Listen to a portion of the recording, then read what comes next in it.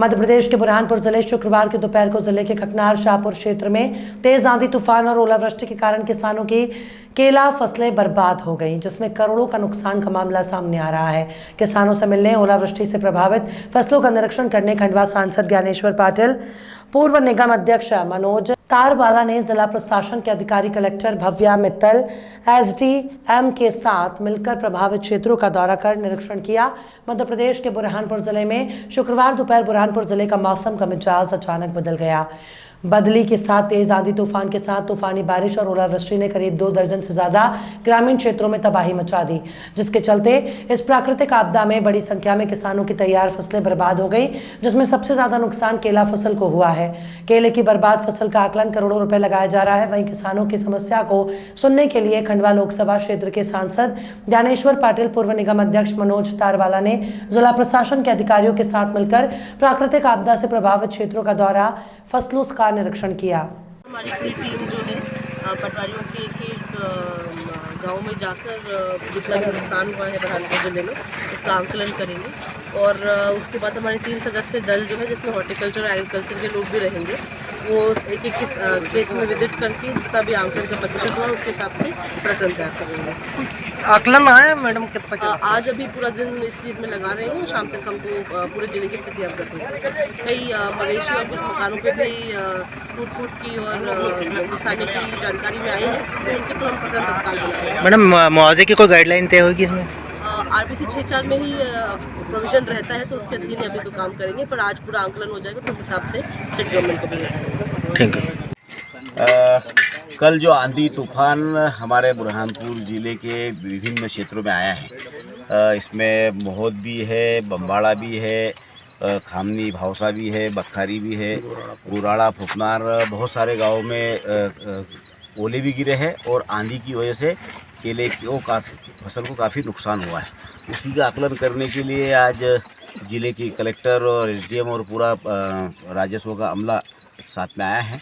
इसकी आज प्रारंभिक इसका आकलन करके फिर कल से 3-3 लोगों की टीम बनाकर एक खेत का सर्वे करेंगे, और क्योंकि नुकसान तो काफ़ी है और उस नुकसान की भरपाई करना बड़ा मुश्किल है, लेकिन फिर भी क्योंकि शिवराज जी की सरकार किसानों की सरकार है और किसानों के साथ में किसी भी प्रकार का अन्याय हम नहीं होने देंगे।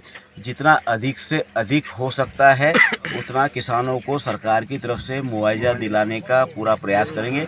केले की फसल के साथ साथ कुछ मक्के की फसल का भी नुकसान हुआ है, कुछ 1-2 मकान भी क्षतिग्रस्त हुए, कुछ पशु भी वहाँ पर पशुओं को भी हानि हुई है, तो उसका भी सब आकलन करके प्याज की फसल का भी नुकसान ही हुआ है। तो जो भी फसलों का नुकसान हुआ है वो सारी फसलों का राजस्व की टीम आकलन करेगी और अधिक से अधिक मुआवजा दिलाने के लिए हम माननीय मुख्यमंत्री से भी चर्चा हो चुकी है। माननीय मुख्यमंत्री जी ने आश्वस्त किया है कि किसानों के इस दुख भरी घड़ी में हम किसानों के साथ में हैं और भारतीय जनता पार्टी के हमारे सभी जनप्रतिनिधि किसानों के इस दुख की घड़ी में हम आज उनके साथ में शामिल होने के लिए आए। दादा, नुकसान का कुछ आकलन कितने क्या है टाइम में? देखिए, नुकसान तो करोड़ों रुपए का है।